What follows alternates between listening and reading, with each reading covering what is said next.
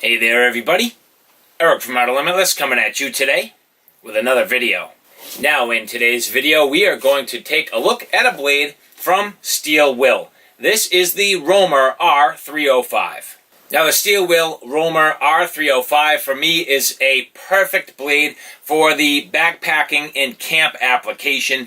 That is why I got this. Overall a great blade size for me. A knife in this blade class size in the 5.5, 6 inch mark is absolutely perfect. Good in terms of the overall capability, ability to process wood, do all sorts of food prep and different things like that. So a blade in this size range I very much enjoy. Now what's great about this Roamer R305 is that it is slightly thinner in overall blade thickness, has a sort of over molded rubberized handle which feels great. So for a full tang knife, this has plenty of overall blade size, yet is just a little bit lighter than other options out there. And that's what makes this, in my opinion, great for the backpacking application. Now I had myself an opportunity to bring this as pretty much a one-tool option. Recently I brought this on a backpacking trip where there were 4 of us making a fire, and the only tool we had available was this knife. No saw, no axe, nothing else to use to help us process the firewood, so to have a knife in this size range was definitely a plus. Now this knife performed extremely well, and I have to say that I am very happy with this blade. And if you'd like to see a little bit more about what I'm talking about, do me a favor. Stay tuned.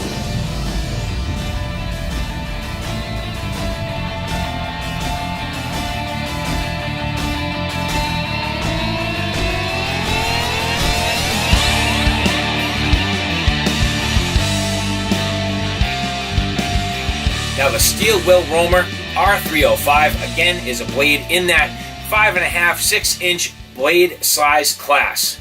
Now the blade spine is thinner than your typical 3/16 of an inch, but in D2 tool steel gives you an excellent durable blade that's not only reasonably strong, but also has some rust resistant characteristics.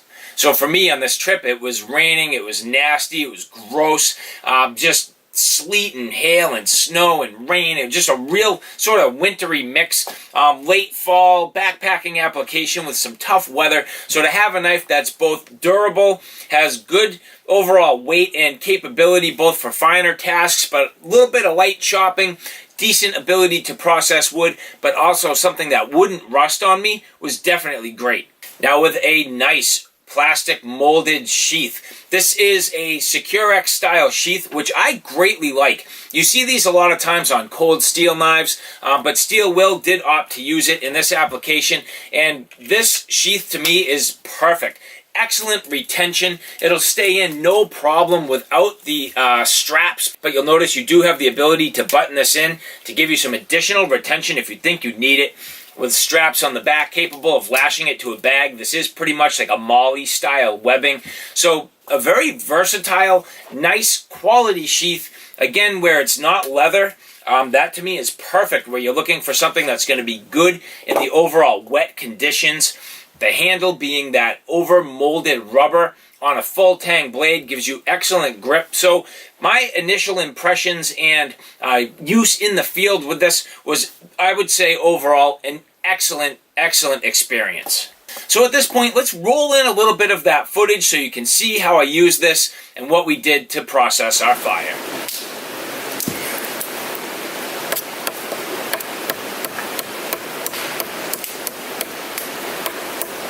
So recently I brought the Steel Will Roamer R305 on a backpacking trip.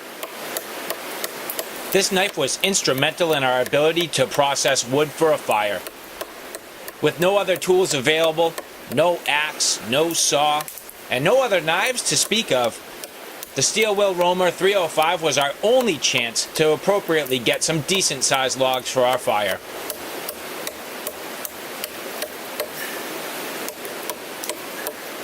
Now even though the R305 has a slightly thinner blade stock and lighter handle construction than other knives in a similar size range, you will notice that it does an excellent job blowing the wood apart, sending nice healthy chunks in all directions. Because the knife is light, you can work at it for a long period of time without any fatigue, and it is very easy to precisely hit exactly where you're aiming. Using a technique to pretty much chew little notches in the wood, you'll see here, I pretty much was acting like a beaver to cut myself little wedges so that ultimately at the end of it all, we could snap these logs down to size. Think it's gonna go? Yes.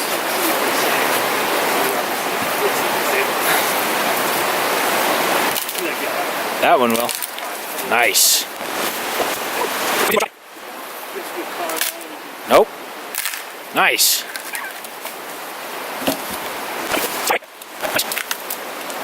Go lower maybe? Yeah, try that. Nice. There you go. Sweet. Well, that worked. Break those because those are in the middle. Yep. Bravo! What you got there, Terry? Oh, hot syrup. Little warm up of the insides, and with this fire, we'll warm up on the outside. It's actually a cool spot for it.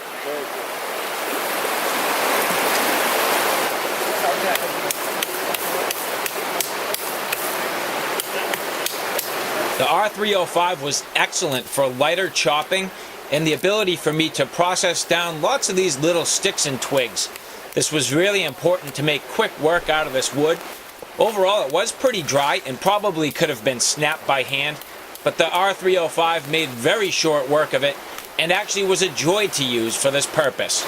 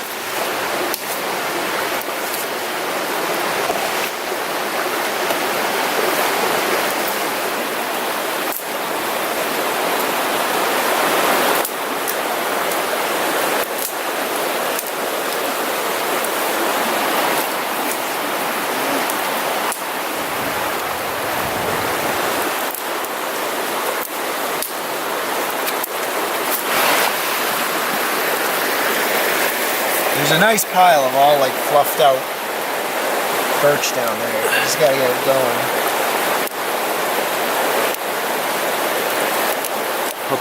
Hopefully it'll get going before the friggin' rain starts. Yep, let's go. Nice. Come on, baby. Climb, baby, climb.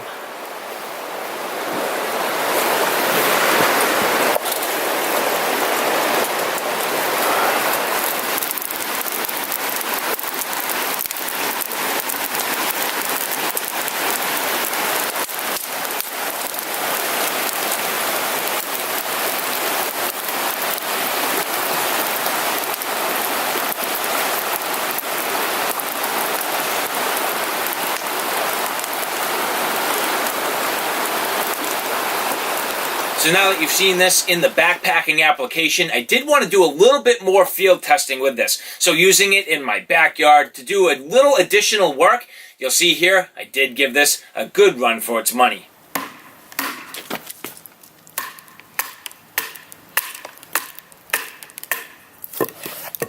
Now getting a little heavier field use out of the roamer, here you'll see me doing some batoning tasks.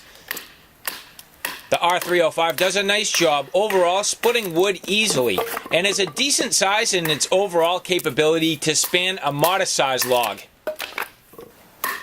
So the wood you see here is red oak. It's a little bit on the tough side, but the R305 is doing a nice job splitting it in half.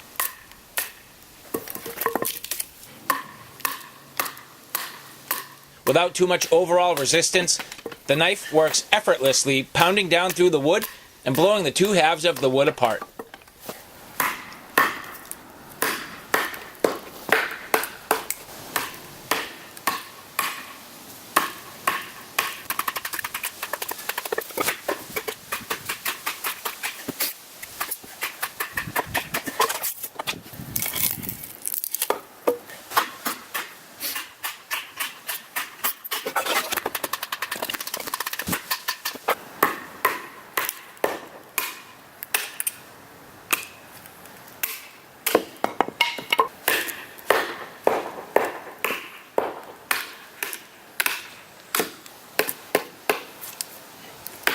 Here you'll see me working on a very stubborn log.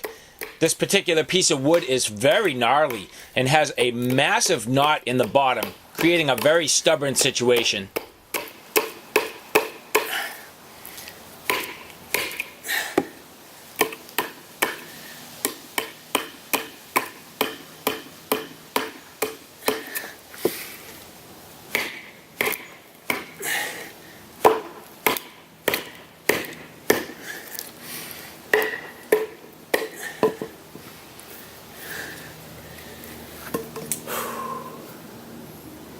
A lot of people say D2 is prone to chipping and not very strong. So this will be an interesting thing to see when it's done. If you look here, that blade is completely bent over. I mean, look at the hook on that. That is ridiculous. So I'll try to get this knife out of here. I don't believe going to be able to pound this really through here. That is just a nasty, gnarly knot. There's another angle there, if you can see down through the split there, how bent that knife is. But, you know, once I get this out, we'll see if it's just a little bit of a springiness to it or if there's any sort of damage. But, I mean, that is literally completely wedged in there. And at this point, it's going to take me to actually create a wedge to get this back out. So here I have a piece that I've already split. That's pretty much in the perfect shape of a wedge. So I'm just going to take my baton and wrap that in there till this loosens up.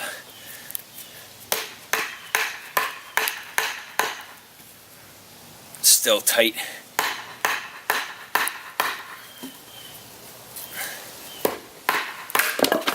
Wow. Ow.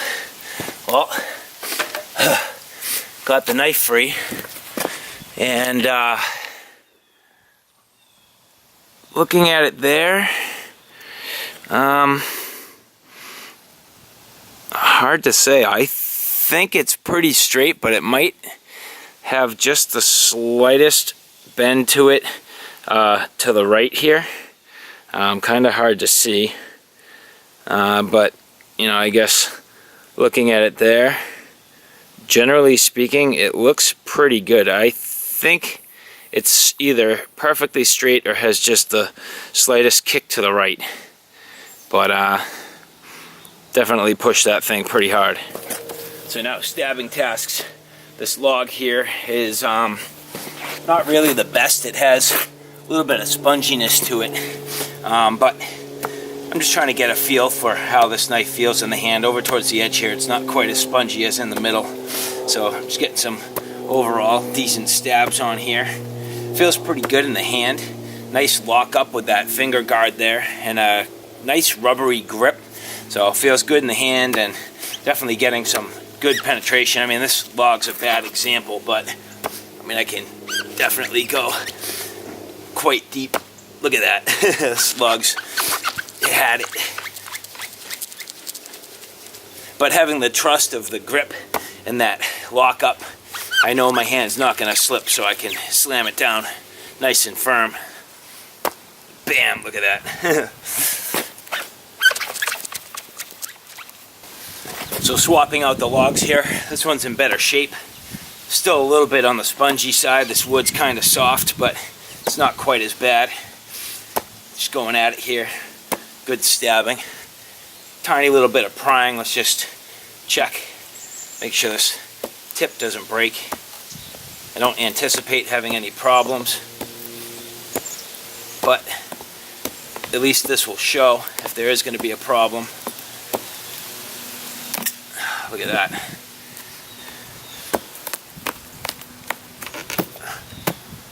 Dig this thing right apart. Oh, nice.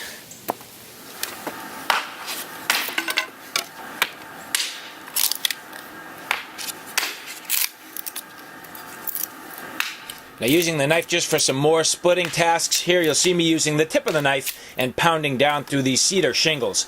Now, this wasn't too much of an overall task for the knife, but this does give me a good overall general impression of how comfortable the knife is to use in the hand over prolonged stabbing tasks with excellent lockup, good overall security, and a nice, comfortable rubberized handle. This was definitely able to make easy and sound work on these shingles.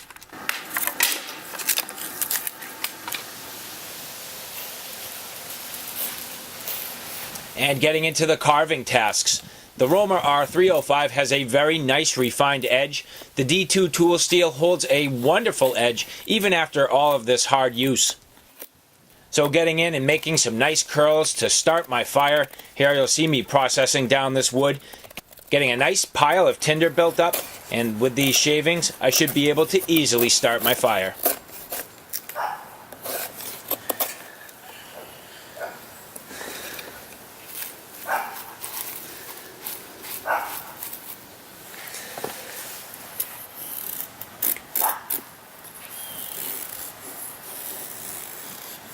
Now you'll see me using a couple of different grips. One is holding the knife with a full grip on the handle, basically using it without any sort of finger choil. Now I do find as though I am able to find the edge geometry quite well, but it's not quite as comfortable as a knife that allows me to use the finger choil.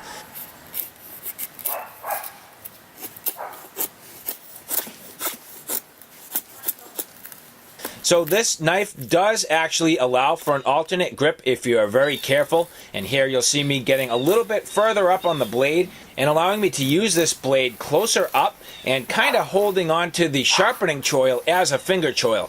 I found that ultimately I didn't have any problems and no worries or concerns about cutting myself, and this gave me a lot of extra control.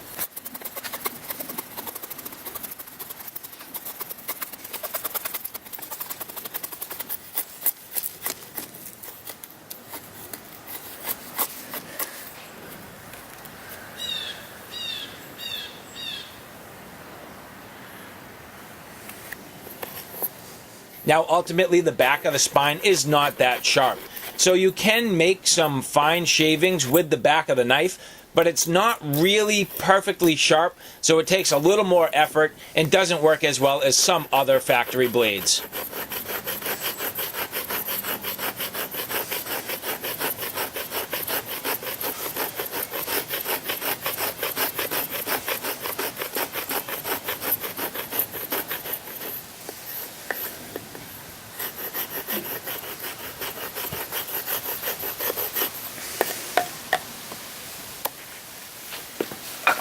So now after all that field use, I did my best to clean this up so you can take a look at it. Now this coating definitely held up extremely well. It is good quality black coating, no traction on it. It is very smooth so you don't end up with a lot of friction in the wood, which is nice. The edge held up extremely well. At this point, I've basically just stropped it with a leather strop and then used a fine ceramic rod just to touch it up. And with all that use, there is absolutely no damage whatsoever to the edge. Now, as I mentioned, this blade does now kick just so slightly to the right. It has a very minor bend. Now, I'm actually okay with that. I really tweaked this thing. And you know what? I would rather this just end up with a very slight bend than to actually break or snap on me. So, you know, I kind of abused my knife. That's my own fault.